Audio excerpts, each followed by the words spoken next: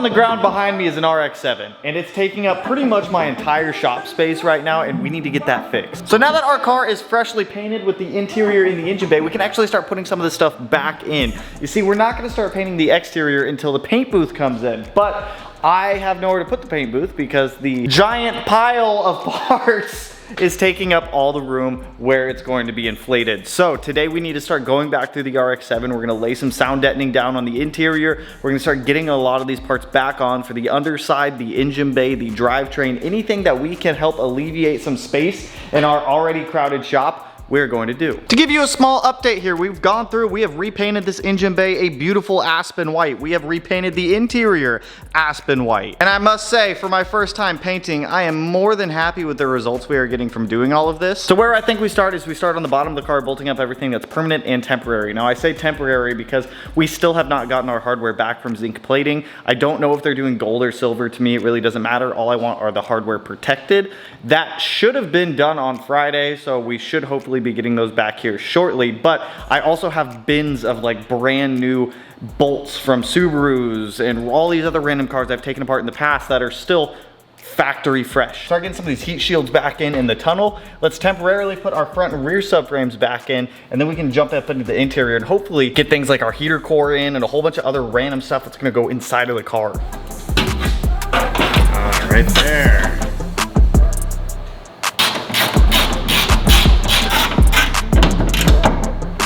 Slides in right up here. I want to say behind these two heat shields.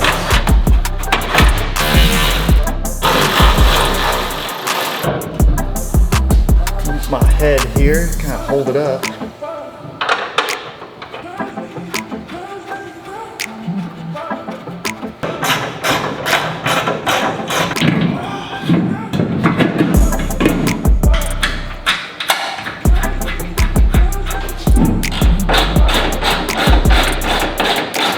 All of these freshly powder coated, Cerakoted parts are just looking insane going back on here. Granted, some of them will have to come back off so other parts can go back on, but I mean, the heat shields can stay on. The front subframe may or may not come back out once we get our actual fresh hardware back in.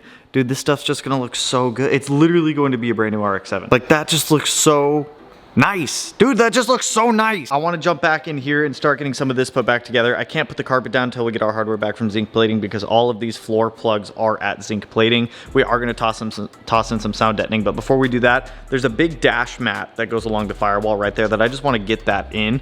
I have it up on top of all that stuff up there.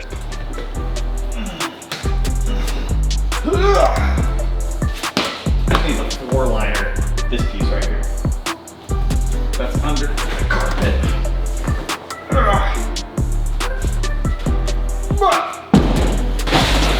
This is what we come for. Now this thing's pretty filthy, so I'm gonna see if I can't try to clean it up a little bit.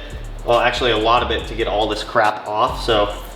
Oh, this looks like it'll be fun. I thought I could just wipe this dirt off with glass cleaner and it would stay clean. That was definitely not the case. That dirt was embedded into that rubber, so I had to resort to a detailing brush that I picked up at the auto parts store and some like engine bay remover grease stuff. Ended up pressure washing it, ruined all the foam on the backside. Wouldn't suggest.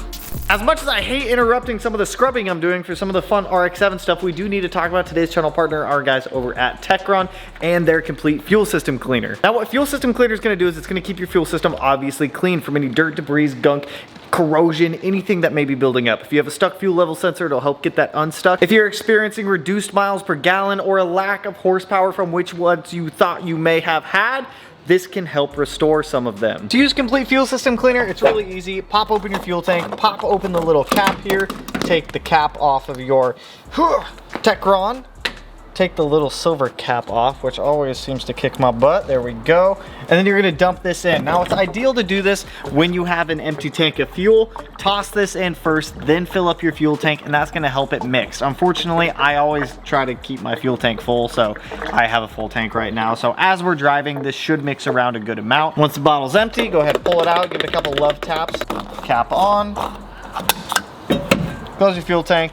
and you're good to go. Typically for like my Tacoma, I'll use this Techron Complete Fuel System Cleaner once every 5,000 miles. Typically whenever I'm doing an oil change on the truck, I just kind of put it in as routine maintenance. Now if I'm using this stuff on some of the race cars, kind of like the RX7, the STI, the 911, or GTI, anything like that, I will use that Complete Fuel System Cleaner a little more regularly on the cars that take E85 because we like running the corn juice over here.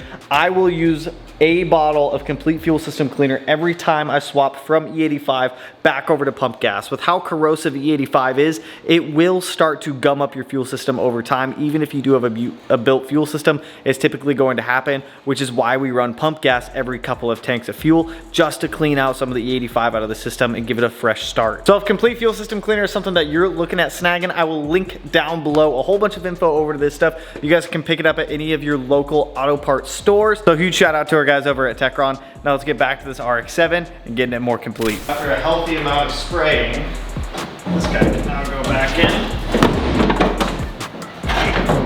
As I try not to beat the hell out of my interior with it. I was like, do I have this in backwards? I don't. I do not. Which I am off. So since Mazda and Subaru built these relatively similarly, I can use Subaru interior bolts, which will actually thread onto these, versus the Mazda ones that just kind of push on.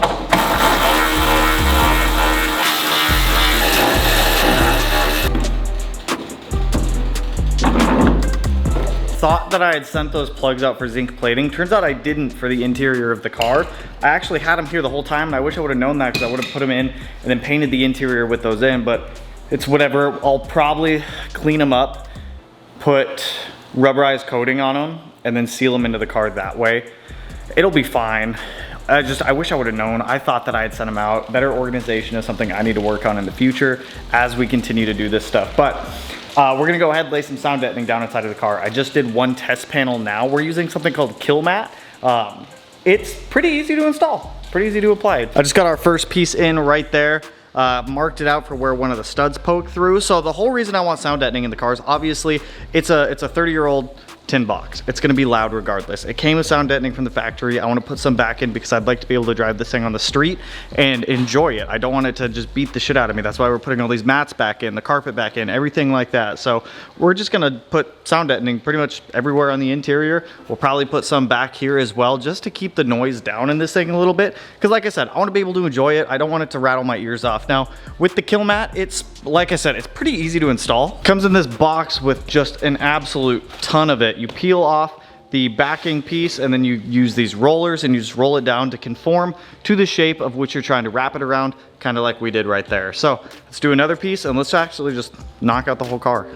When it comes to installing the Dynamat, the easiest way I found to do it is if you can put any big pieces on first, start with those larger areas and kind of work your way through having to cut up and use scraps from some of the larger areas and the smaller areas. That way you're not wasting as much of the Dynamat. In the back seats, it was a little bit tricky because everything kind of conformed weirdly, but the rollers made it pretty easy to try to get all the Dynamat to actually lay, well, I guess it's Kill Mat, but try to get it to lay down smoothly. The rollers helped an absolute ton. I would super suggest those. The Kill Mat came out awesome. There is one spot that I have to wait to do, which is the passenger floor over there. Underneath that piece of Kill Mat, there's a plug for the chassis that I forgot. Okay, well, I didn't forget it. I just don't know where it is. So I need to find that before we can even do that because I got to seal that up. What we can do is start to clean up and get some of the firewall stuff on, which is going to be like the heater core, the fan, the AC, that type of stuff, the wiring harness that runs on the inside from the front to the back of the car. Right here we have two of the body harnesses that run from the front of the car to the back of the car, and they run underneath the carpet. So before we can even think about getting carpet in, we need to get these back in. But before I toss these in, I do want to go through the harnesses and just clean them up a bit. Any loose ends with tape, we'll re-tape up. One thing I have learned, do not by any means mess with the harness in a way that you will be de-pinning things, rearranging things, moving things around unless it is absolutely necessary. If the harness works, don't mess with it.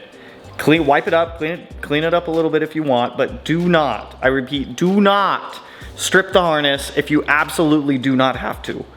It will give you more trouble than it's worth in the long run. If you have a proper working harness like we do right here, just go ahead and use it. So let me get these cleaned up. I don't remember how they go back in the car. So that's one thing that we are gonna have to sit here and try to figure out.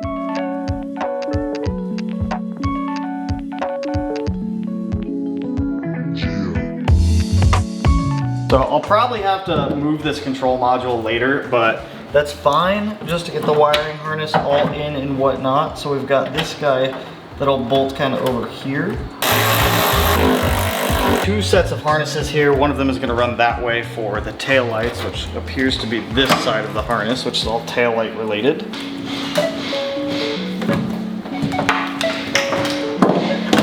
So there, but we're not going to do that one quite yet until we have a good sense of where all this stuff is going. So I need to grab some Scotch-Brite and Scotch-Brite off some of our paint here. But doing everything this way kind of gives us an idea for where everything's going to go. Like I know that's going to get bolted down there, so I grab a couple bolts.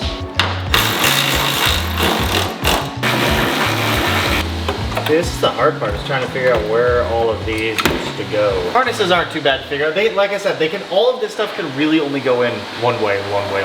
We're gonna have similar for right here.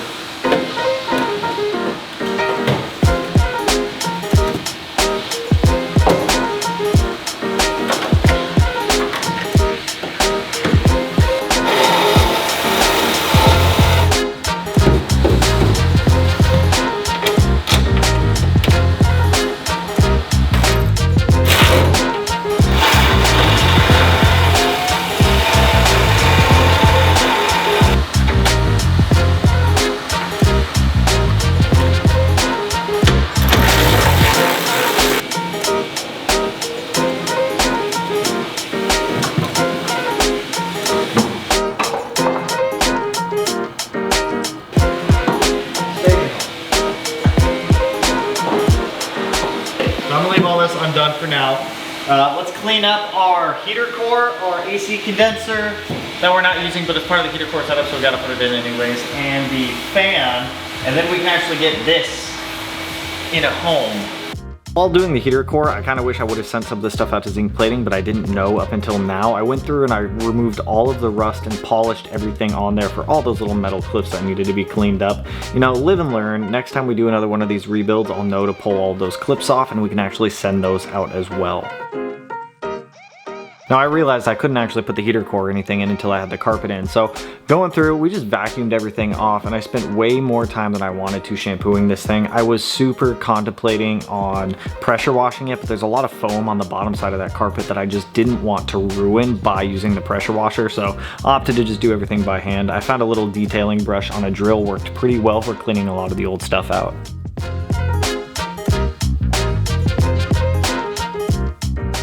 Dude, it looks so clean and so good. I ended up shampooing the carpet. It took way longer than I was anticipating, and I gotta do it again because I've already dropped some schmoo in here. Well, at least vacuum. But we have our heater core in, our AC condenser. With the AC condenser, I did take the lines out of this, so I just disassembled this entire unit, put it back together, took the lines out, obviously. I tossed our Elite 2500 back in down here in the corner, just so that way it won't get damaged floating around in one of the boxes or getting kicked around the shop or anything like that. I am gonna leave the last piece out. I forgot the name of it. I'm gonna leave that out for now, so that way I can route harnesses up and through the firewall a little bit easier for our engine and whatnot. I may route it through when we go to put the dash in and then just kind of put everything back in place. But for now, that's looking phenomenal. With our interior reassembled, I'm actually gonna get this thing in the air real quick. And I wanna toss these on just because they're gonna have to come back off when we go to route our fuel lines and our brake lines, but that's not a big deal. I have kicked this bag of hardware around so many times, I don't wanna lose it because it goes specifically with those panels. Now, factory on the RX7, they give you a plastic under panel that runs along the entire underside of the car. Mine is zip tied together, beat to death, and it has just seen the test of time. So I got this stainless steel, or aluminum, it might be aluminum. I'm pretty sure that's aluminum, from JP3 Motorsports. It's gonna do, just wait, you'll see. I'll be honest, I'm not 100% sure what I'm doing right now, but I think I can figure this out.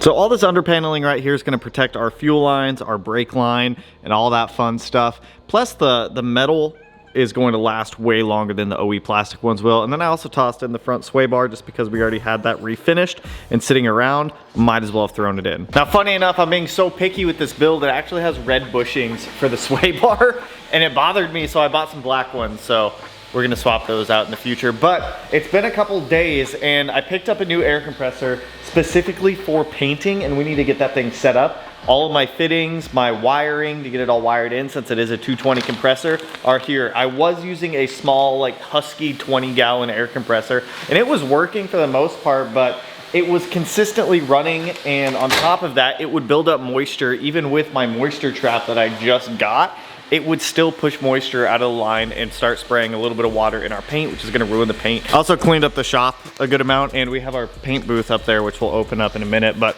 let's get this thing set up. This is a DeWalt 60-gallon 2-phase air compressor. This thing should be able to do whatever we need it to. We can actually start sandblasting and refinishing our own parts again because I have an air compressor now that'll actually support that. So I had to call my dad to help me walk me through how to do this, because I did not know how to wire this up. So hopefully I don't electrocute myself, especially with 220, because that would suck. Okay, so you told me that white is gonna be the ground. All right, we're ready for plug-in. If I get shocked, I plug into the wall. Let's see if it works. Nothing happened. Oh, shit, it sparked. Yeah, it sparked at the bottom. Yeah, it did. So while reconsidering my life decisions of deciding to electrify the ground with 220 volts of electricity, I decided I'd sit down and reflect on my life and put together my fun bodywork stands. While we were waiting for our air compressor to get fixed, I did go ahead and get up our body panel stands. They're all set up, ready to go for us, so we can start sanding and all that stuff on those. We have the compressor fixed. It's been a couple hours. I was waiting for maintenance to come down here, and holds pressure, works well. Already tested it, no leaks there. We also have an emergency shut-off valve on it. So what the problem was is the feet did spark.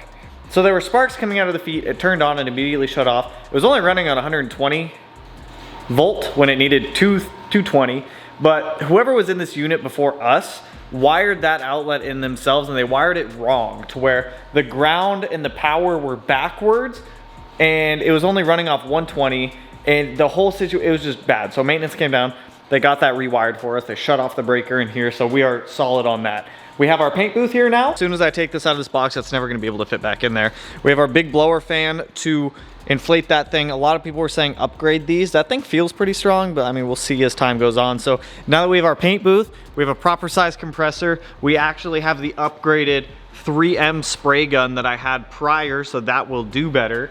We can now start on the body work, and then we can get this thing painted. I am waiting on a chassis dolly to come for the RX7, so that way we can put the RX7 on a chassis dolly, roll it out of the shop, inflate the paint booth in here, roll it back in on the chassis dolly, paint the car, break down the chassis dolly, put it away, put the RX7 obviously back up on the lift, get it back up there, and then we can keep going. Painting our body panels and everything. Like the RX7 will probably have to come on and off the lift a couple times as we paint like the bumper, the hatch, the fenders, all that kind of stuff. But at this point, we're about to start making a lot of big progress, because everything up to this point, I want to say, still has been big, but it's been relatively minor in the grand scheme of everything that we're going to be doing. So we have a good amount of shop space back. I've cleaned and organized the shop, thrown a lot of stuff away that we're not going to be using. So at this point, should be good to go. I'm excited to give this big Bertha of a DeWalt air compressor a test.